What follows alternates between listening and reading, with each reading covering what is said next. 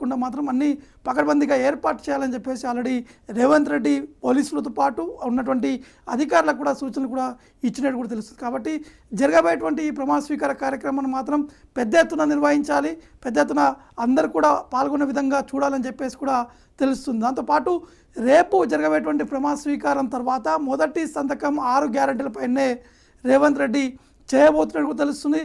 దానికి సంబంధించినటువంటి అధికారికంగా అన్ని ఏర్పాట్లు కూడా చేయాలని చెప్పేసి ఆ డిపార్ట్మెంట్ సంబంధించినటువంటి అధికారులకు కూడా వారు సూచించినట్టు కూడా తెలుస్తుంది. కాబట్టి తెలంగాణలో అధికారంలోకి వచ్చిన తర్వాత ఖచ్చితంగా 6 గ్యారెంటీలని ఇంప్లిమెంట్ చేస్తామని చెప్పేసి రాహుల్ గాంధీతో పాటు సోనియా గాంధీ, ప్రియాంక గాంధీ, మల్లికార్జున్ ఖర్గే, కేసీ వేణుగోపాల్ హైదరాబాద్లో పర్యటించినటువంటి సమయంలో మాత్రం వారు ఈ 6 గ్యారెంటీల పైన ఎక్కువగా ప్రస్తావించారు.